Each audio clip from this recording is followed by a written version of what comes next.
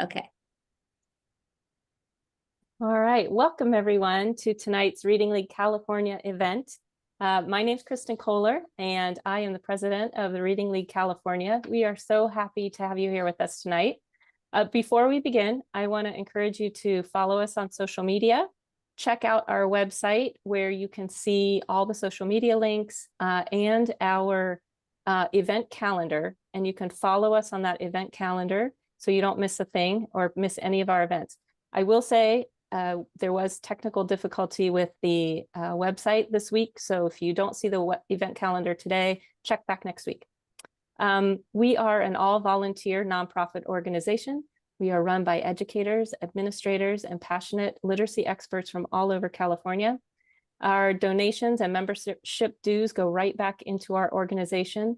This allows us to continue to bring you free, high-quality content and increase the knowledge about the science of reading throughout the state. Tonight's event will be recorded. We will send it out to everyone who's registered. We will also post a copy or a recording on our YouTube channel.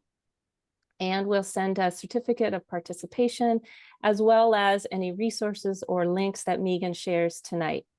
Megan will take some questions at the end of the presentation as well. So if you drop those questions in the chat, Leslie and I will monitor the chat so that we can ask at the end. And with that, I am so happy to introduce Megan. She has been a friend of mine for a while, and she is the co-state director of Decoding Dyslexia California, affectionately known as DDCA. Megan is also a former 20-year elementary educator with experience as a classroom teacher, a literacy specialist, a literacy coach, a special education teacher, and an educational therapist in private practice. She has her BA from the University of Michigan and an MED from DePaul University, and she's a graduate of the University of California, Berkeley's Education Therapy Program. She has extensive experience and personal experience with dyslexia, with structured literacy, and even expertise in the Slingerland approach. She also moderates the Facebook page, California Science of Reading, What I Should Have Learned in College. So if you do not belong to that Facebook group, you could join that as well. And she has a son, a brother, and a nephew with dyslexia. So it's my honor to turn it over to Megan. Megan, thank you for being here. Thank you so much, Kristen. And I really appreciate this opportunity to speak about this important legislation that's now passed and about the beginning steps of implementation. Managing my slides here, sorry. Okay. So before I begin, I'd like to tell you a little bit about the Decoding Dyslexia California movement and my personal why. So DDCA is a grassroots movement driven by California families, educators, and professionals concerned with the limited access to educational interventions for dyslexia and other language-based learning disabilities within our public schools. We aim to raise dyslexia awareness, empower families to support their children, and inform policymakers on best practices to identify, remediate, and support students with dyslexia in California public schools. So all those involved in our efforts really have a personal connection to dyslexia, and I'm no different. My brother, as well as my son, have dyslexia, and even though their ages span 35 years, their early school experiences with reading were near identical. So in the 1970s, my brother's pronounced difficulty learning to read was not identified early or addressed appropriately, even though there were very clear signs. And there was the same exact story for my son just a few years ago. So how has nothing changed, despite the millions of dollars poured into research and the continued advancements in science? Well, there are still questions. We know a ton about how reading works, and we know a lot about what it takes to teach children to read, and we know a lot about the systems that schools need to have in place to address reading gaps before kids fail. So this new screening requirement is a step in the right direction for California. So today I'm going to give an overview about this new law, what it says, and then give a little bit of history and context, how we get here, and then importantly, what's next for California. On July 10th, 2023, Governor Newsom signed the Education Omnibus Budget Trailer Bill, which included K-2 universal screening for reading difficulties, including risk of dyslexia. And the two paragraphs on the screen are the beginning of this legislation, and they really are so important that I'm going to read them, and I hope that you appreciate these words as I do. The legislature finds and declares that screening pupils for risk of reading difficulties, including dyslexia, is one of the many tools that educators can employ to gain information about how to support their pupils' learning. Screening should be considered part of a school's comprehensive instructional strategy and should be used by educators like other types of formative and summative assessments to inform individualized instruction, measure a pupil's progress, identify pupil learning needs, and enable parents and educators to discuss pupil needs in a more informed way. The legislature further finds and declares that early identification and intervention with evidence-based early literacy instructional strategies and materials improves literacy outcomes for pupils at risk of and with reading difficulties, including dyslexia.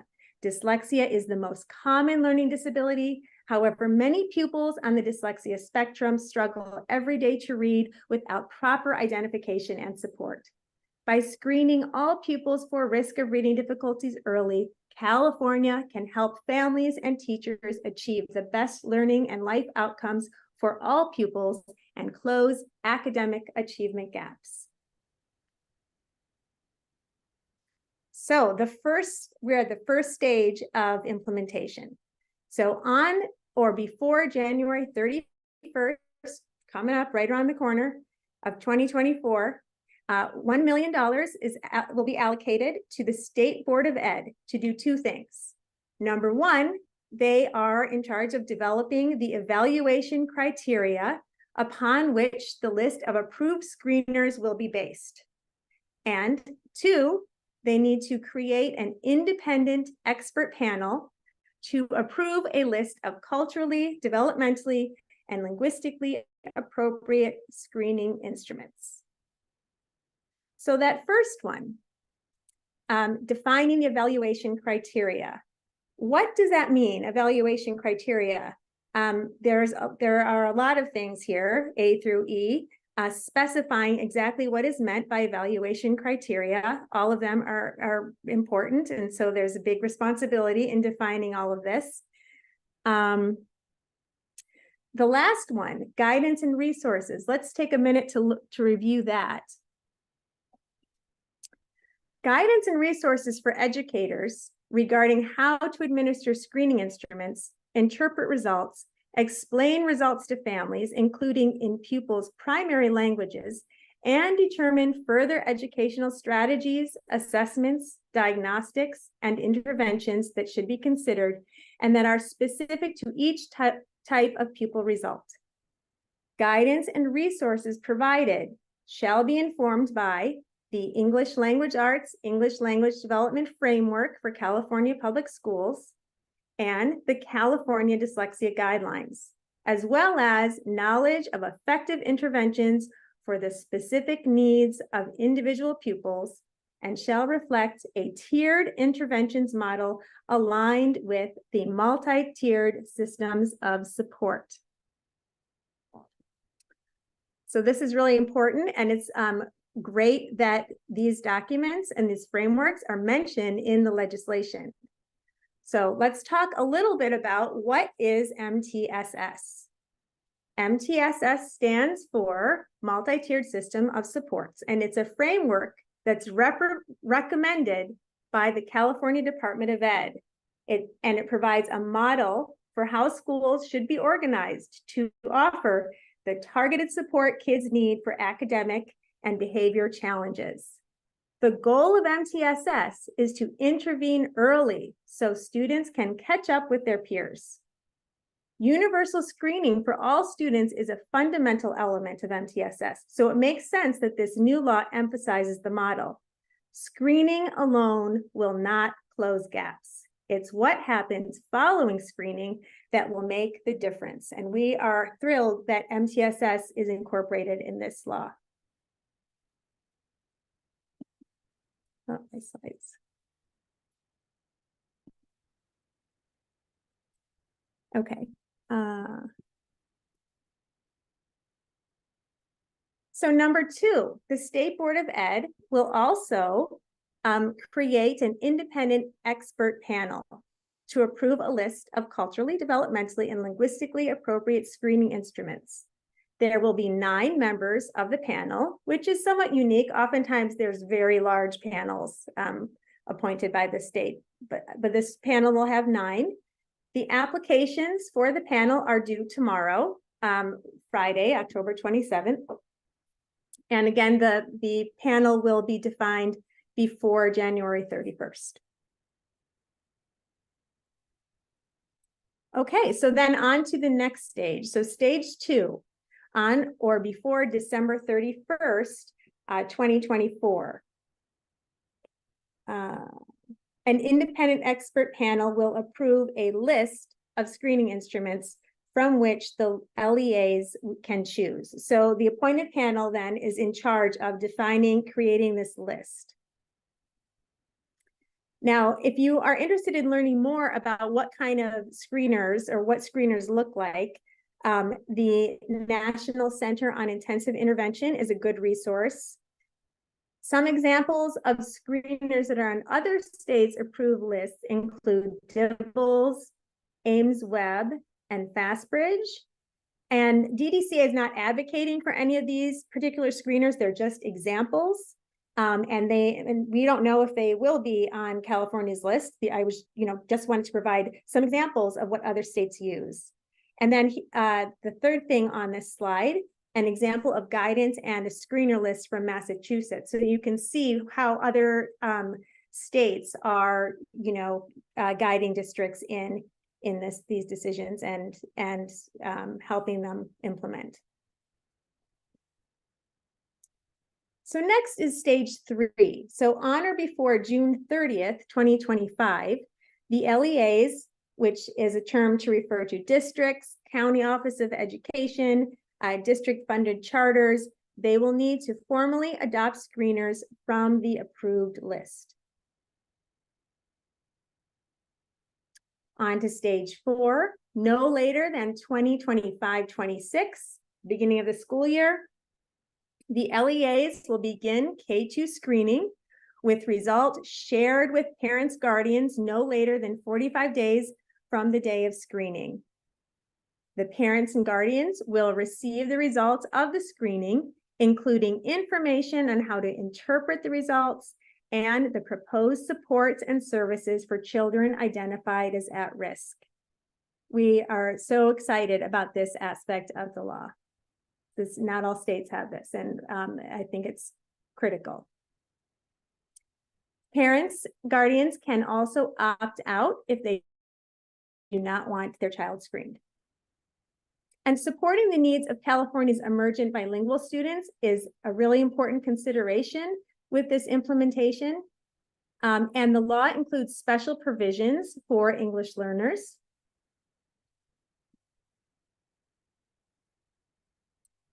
I've highlighted the text here related to the provisions for ELs, and we can return to it if there's more questions about that. Okay, and continuing with stage 4, screening results shall be used as a flag for potential risk of reading difficulties, not as a diagnosis of a disability. Results from a screening instrument shall be used as part of a broader process that further evaluates pupil needs and progress, identifies supports for classroom instruction, enables targeted individual intervention as needed, and allows for further diagnosis if concerns do not resolve. However, assessments administered pursuant to this section shall not be used to delay the child find process. Additionally, assessments administered may be used by an LEA to recommend that a pupil receive further assessments and evaluation to establish eligibility for special ed and related services. And this is a summary. It's not verbatim. However, I did want to include everything here. This is exactly from the law, and this continues about what the LEAs provide when students are identified as at risk. So if a pupil is identified as being at risk of having reading difficulties after being screened, the LEA shall provide the pupil with supports and services appropriate to the specific challenges identified by the screening instrument and other pertinent information about the pupil, which may include, among other supports and services, any of the following.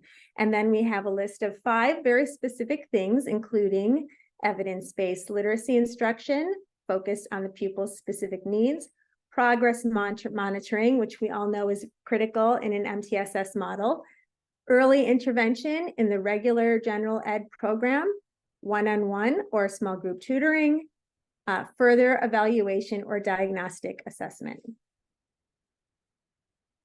And to wrap it up, here is a table showing the deadlines and the tasks. So again, we are just at the first stage where the applications are for the expert panel are due, and we expect to have that expert panel named by the end of January. Okay, so we've made it. That's what the law says, and now we're just going to reflect a little bit on how we arrived at this point. California was behind so many other states, but now we are one of the many that screens for reading difficulties, including dyslexia.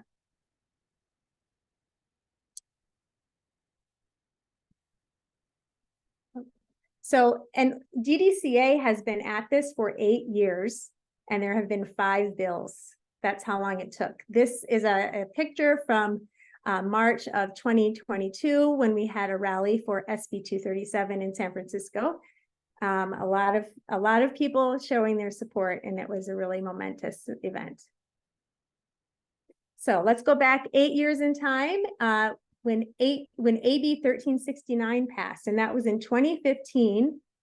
As a result of that law, the California Dyslexia Guidelines were created. Now, in the early drafts of that legislation, teacher training and required screening for risk of dyslexia were in the early drafts, but they were removed via amendments. But ever since that time, we've been working really hard to make sure that all kids have screening. And then since then, there were several legislative attempts following AB 1369. There's some images here from one of our bills, SB 237, which did not pass. So let's see, let's go back. So yeah, SB 1174, that was Senator Portantino introduced that, and with DDCA and Ed Voice as co-sponsors. But when COVID pandemic began, the senator agreed to pull 1174 as only COVID-related bills were being heard in the California legislature. So then in 2021, Senator Portantino introduced Senate Bill 237 with DDCA and Ed Voice as co-sponsors.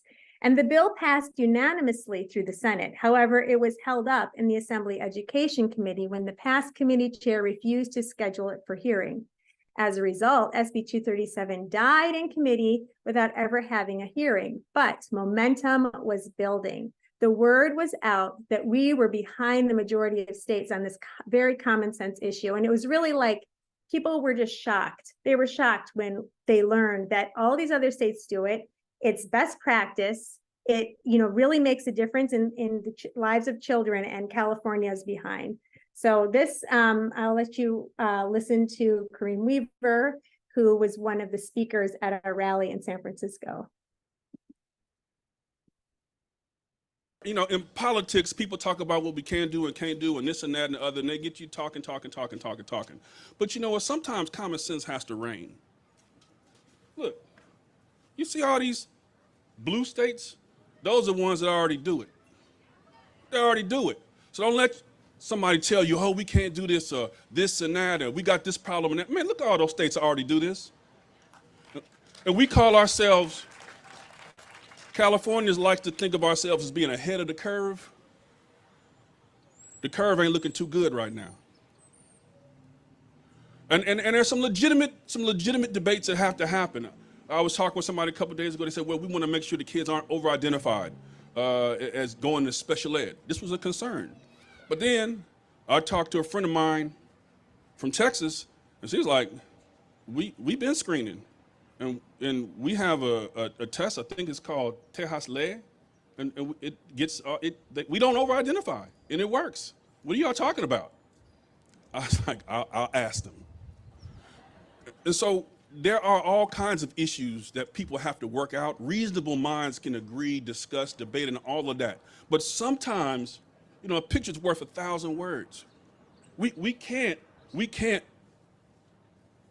be the last one to jump in and prioritize our children. We can't. Thank you, young man. Thank you. Nice to meet you. No, sorry.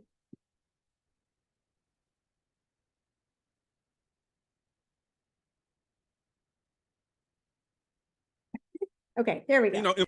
Okay, so SB 237 did not pass, but momentum was really growing. It really was.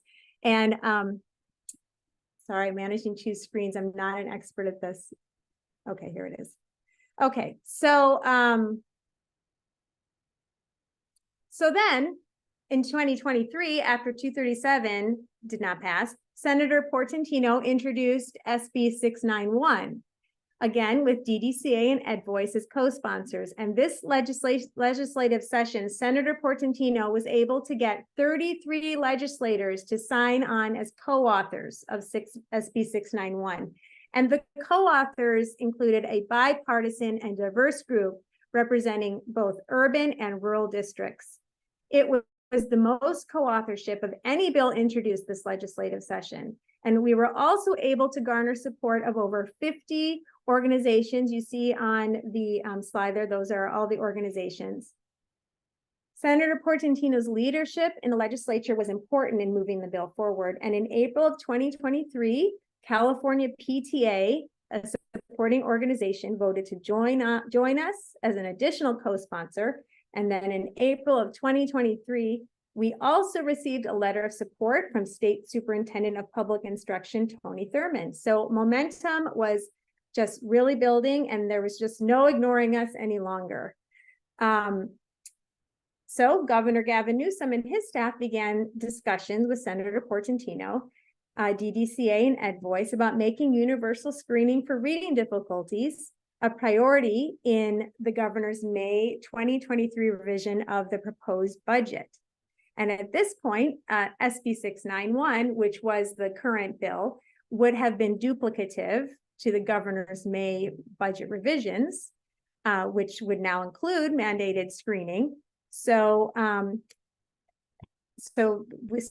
we held off on SB 691, and having the governor's support was critical, absolutely critical in moving the legislation forward. And it led to important discussions about how to make K-2 screening culturally and linguistically appropriate to meet the needs of California's diverse population. On July 10th, 2023, Governor Newsom signed the Education Omnibus Budget Trailer Bill, which is referred to as Senate Bill 114, which included K-2 universal screening for reading difficulties, including risk of dyslexia. So we did it. So on to next steps, right? It never ends. There's so much work that has to be done here. On to next steps. So screening is the first step, which makes systemic early intervention possible. But we acknowledge that there's a lot more that needs to be done to ensure the administrators and teachers have the knowledge and support necessary to implement effective systems for early intervention so that every child has access to the instruction they need to achieve literacy. And this is where ongoing state-funded initiatives can play an absolutely key role.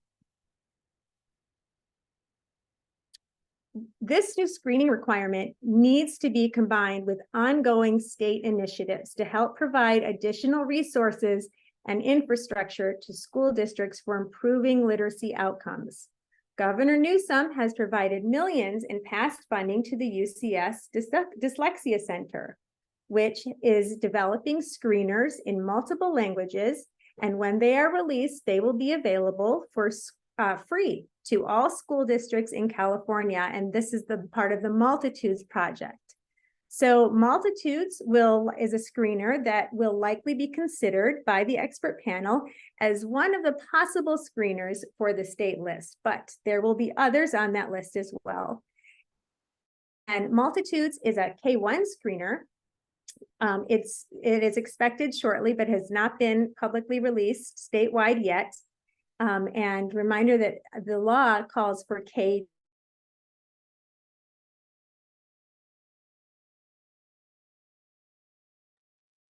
Uh-oh. She must have dropped her signal. Can you pause the recording, Leslie? We'll see. I'm not sure what happened there, but maybe there's another question. Okay, here. Can you see my slides? You're all set. Okay, hang on. Let me just find out where I was. That was so weird.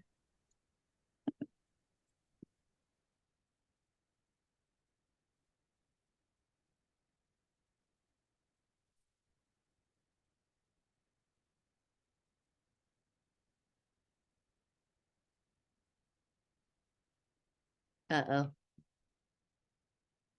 We'll resume recording and share my screen. Okay.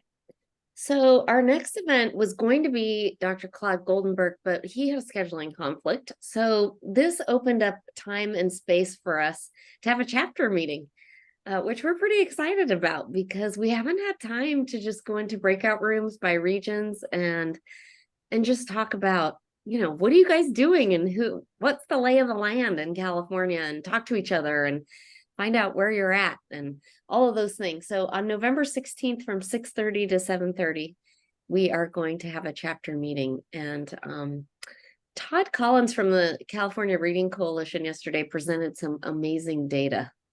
He did a really fantastic job of presenting reading data. And so I may show some slides at that meeting from Todd as well, because some of it was really important. But we'll for sure have time to go into breakouts and do some talking and figure out what are some needs you guys have. What are you wanting out of this organization, how we can support you better, and some of those things. So that's a coming. And we'll put the registration info in the chat. And then it's coming up on holiday time. So if you really want to gift a teacher friend or an educator that you love with a membership, that would be a great idea. So we'll put these slides in the folder for today so that you can do that if you're interested in doing a gift membership to a teacher or a friend that you have. So those are really the two things we were going to talk about. Hi. Is she back? Thank you. Yeah, she's back. Hi, Okay. Megan. Can you hear us? Hey, can you hear me? Okay. Yes. I am so sorry. I think my computer was like, I'm not doing the video, the screen show, and the Zoom. So thank you for your patience, everyone. But you had a little worries. So, Kristen, are you going to manage the slides? Okay, Yeah. that would be better. Because How does that look? Good. Yes, I was getting to some important stuff about what's happening in California and where we're headed next. And so that's really, really critical. So I was talking a little bit about Multitudes, which is the UCSF Dyslexia Center screener, which Megan, hang on one second. Yeah. Leslie, did you record again? Yeah. Oh, okay. You're so great. Okay, Megan. okay. We're So going. So Multitudes is coming. We're very excited about it. It will likely be considered to be one of the possible screeners on the list, but we're not, that's yet to be determined. And then Governor Newsom has provided $4 million in past funding to create the California Dyslexia Initiative, administered by the amazing Sacramento County Office of Ed, to build capacity and resources across California's ed systems to address the needs of struggling readers and students with dyslexia. And they have a whole host of free webinars and really great resources. And then the governor also created the UC-CSU California Collaborative for Neurodiversity and Learning with $6 million in past state budget funding, with the goal of bringing together leading experts in brain research and K-12 education to strengthen educational support and new teaching methods for children with diverse learning needs, including kids with dyslexia and literacy issues. So those are some of the big state initiatives, and it's great work happening. You can go to the next slide, Kristen. So DDCA has been involved in strengthening teacher prep in California for years, and we view this work, as I'm sure you will all agree, as additive to the successful implementation of screening across the state. As a result of SB 488, which passed in 2021, California's teacher prep programs have new and improved literacy standards so that future teachers will be equipped with the knowledge and skills necessary for improving early literacy outcomes. And more specifically, pre-service teachers will receive training in screening students for reading difficulties, including risk of dyslexia, and implementing structured literacy in the classroom. Woohoo! I mean, this is huge, right? And the new literacy standards also require that teacher prep incorporates the California Dyslexia Guidelines so that new teachers are better prepared to meet the needs of students with or at risk for dyslexia. This is huge. Okay, slide 30. Another state initiative to pay attention to, the Literacy Coaches and Reading Specialist Educator Training Competitive Grant was recently awarded to Los Angeles County Office of Ed and Sacramento County Office of Ed for $25 million. Congratulations. And we know that LACO and SCOE have been doing this work for a while, working so hard. And so we're just absolutely thrilled that now they will be focused on developing and providing training for educators to become literacy coaches and reading and literacy specialists, provide support for LEAs in meeting the state goal of all California students reading by 3rd grade by 2026. I just wanted to clarify. So it's SCOE and Napa are the leads. Oh, thank you. SCOE and Napa are the leads. And then there are 10 other county offices that are part of the consortium. So we wanted it to be representative of the whole state when we applied all together. So there's a bunch of us so that the money will be spread throughout and we'll have regional hubs. That's amazing. That's wonderful news. I'm really excited to hear that. And thank you for correcting me. And there's not much info out there. So no, there isn't. We haven't even gotten the award letter yet. I mean, there's been, we got the letter, but not the funding letter. So there's really, it's been slow to get going, but yeah, there'll be tons of stuff coming. So we'll keep posted. So excited about this. Yeah. Thank you. Well, I'm going to read what I read that this grant will be covering. So you tell me if this is not accurate. I mean, this is what's out there. So I read that some of the professional learning opportunities under this grant may include developing the knowledge and skills necessary, including literacy knowledge and leadership skills to become literacy coaches, develop knowledge and skills for appropriate identification and use of screening instruments, clearly important work now, assessment strategies, and evidence-based literacy instruction, and implementing intensive intervention strategies for pupils struggling with literacy. That's accurate, that part? Okay. The next slide. So to wrap up, and let's see, are we good for time? Yeah. Okay, so in the past, these various state-led literacy initiatives have been siloed. And this universal screening requirement that will impact all California school districts is a big step forward. as districts will soon have valid and reliable information on how students are performing based on screening results. DDCA wants to see state leadership take an active role in requiring that districts use this information to improve evidence-based instruction. This is an opportunity for state leaders to insist on collaboration across existing and future literacy initiatives. We must do better for California children, and getting reliable information about how our kids are doing in their early literacy development in the hands of teachers and parents and guardians is absolutely critical. So, we're really always on the lookout for bright spots, as I know many of you are. And just a few days ago, the California State Superintendent of Public Instruction, Tony Thurman, hosted a webinar featuring state literacy leaders Bonnie Garcia and Nancy Brindleson. And the presentation offers a glimpse of the great teaching and learning happening in pockets of our state. And it's not just pockets, it's like we are finding that there's clusters of these districts that are really getting it done, working so hard. So it was wonderful to see 3 districts highlighted for the wonderful work they're doing, improving literacy outcomes for young students. And if you watch the recording here, you will see how instrumental universal screening is in ensuring students access to their right to read. Can I just, sorry to interrupt again. I'm so sorry. But yeah, I watched this webinar and all 3 districts were structured literacy districts, which was so fascinating because I didn't expect that. I expected them to show bright spots of people doing a variety of things, and that was not the case. And someone asked a question, are any of you doing reading and writing workshop? And the answer was no. That was it. Just no. Yeah. That's the only question they took. It was very interesting. It was great. So, I mean, I think we're moving in the right direction, right? I think you're right. And I think that those districts were selected not because, because they're doing great work, it wasn't like, oh, we want to highlight, a reading workshop district too, to show balance. No, it was these districts are really moving in the right direction. So that's it for my presentation. And here is our social media handles. And if you'd like to join our mailing list, we encourage you to do so. And I'm terribly sorry about my computer just dying, but I'm so happy that I was able to come back.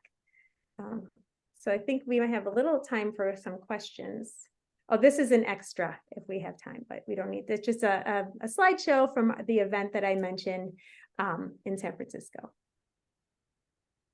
Okay. Well, there's quite a few questions, right, Kristen? Yes. Let me get my screen minimized here. Oops, I'm going to accidentally start that. Okay, let me get back to the question document. There was some interest in the EL slide, so I'm going to remember to come back to that. Before I get to these other questions, I'm going to ask a favor. Linda Diamond, do you have enough of a voice to explain to us what local control means? Basically, in a nutshell, it means that a local school district has a lot of latitude in deciding what materials they're going to use, how they're going to do their PD, and what they're going to do for assessment. Now, the screening bill obviously is going to require certain assessments, but in general, districts have a great deal of latitude. They have to put together a plan that describes how they're using funds, how decisions are being made, but it's not overseen very well, if at all, at the state level. And so even though, for example, California is a textbook adoption state, the reality is that school districts can choose any materials that they want as long as they show that they've had some sort of committee process, which is very vague. So that's essentially what local control means. They've got control of their funds with very little strings attached. Thank you for that. That's very helpful. Megan, there are questions about, do you have any idea or expectation about how many screeners would be approved? And other than the multitudes, are there any other slam dunk screeners in your opinion? So, so we don't know. We Okay. don't know. And also, you know, multitudes is K1, where the law is K2. So we'll need to have at least more than multitudes to meet the demands of the law. Okay. There are some questions about oversight and sort of in two parts. What oversight, if any, would the state provide to ensure that the LEAs implement the screening process and follow up with the services and supports that students need? And then the other question that was in the similar category, how will school districts be held accountable to use the screeners or respond to the outcomes of the screener? Really, really, really good questions. I think we'll have more information once the State Board of Ed defines the evaluation criteria and the list of experts, but I don't have information beyond what is in the law right now. Yeah, thank you.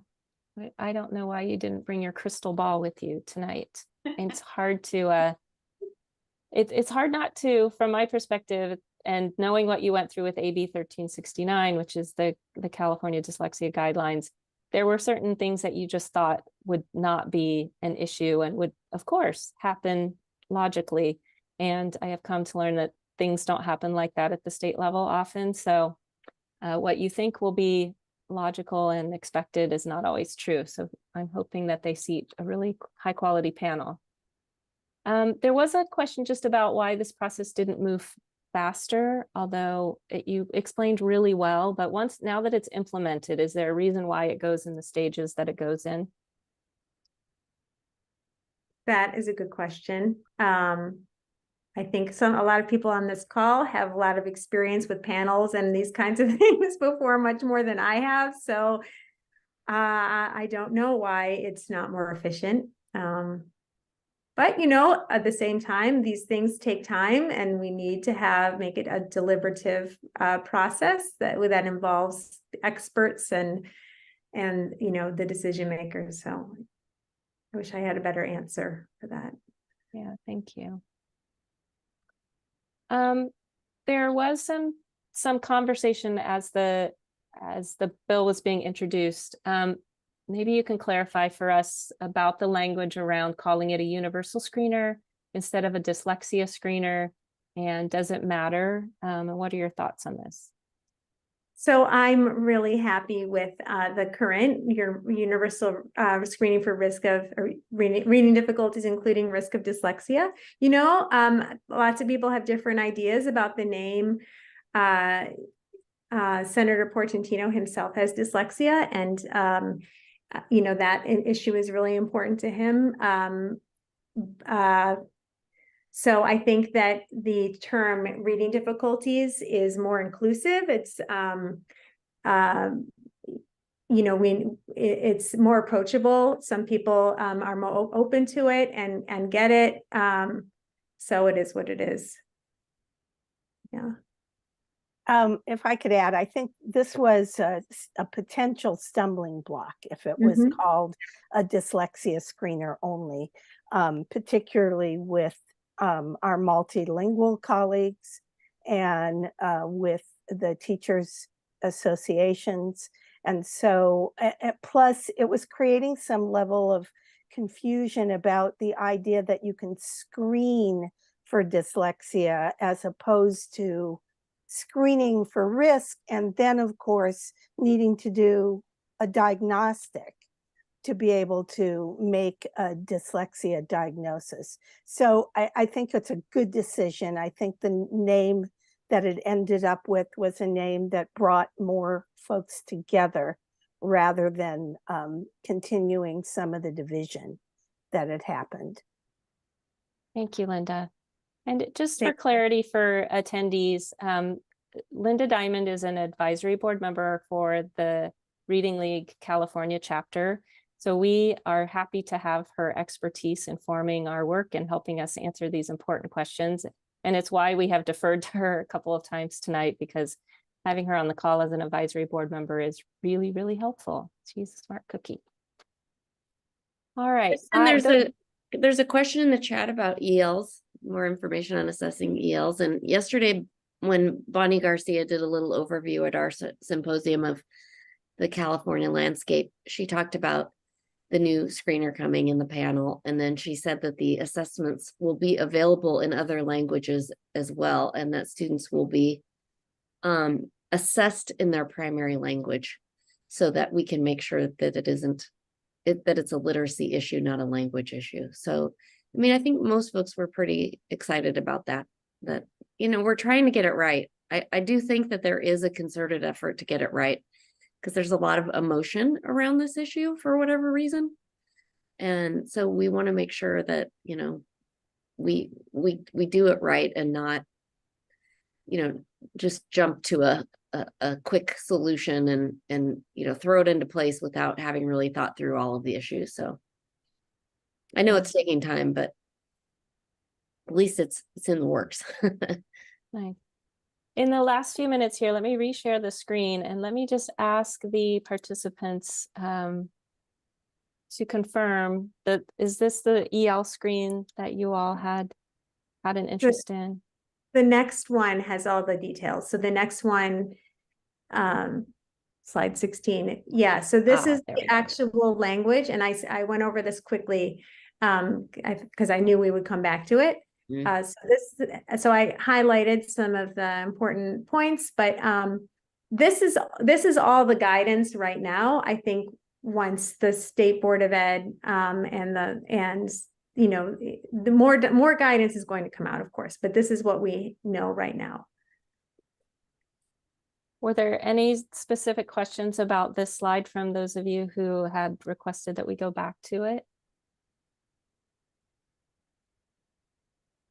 Okay, we will, it sounds like there's an interest in these slides, so we will share a PDF of this so you can go back and look.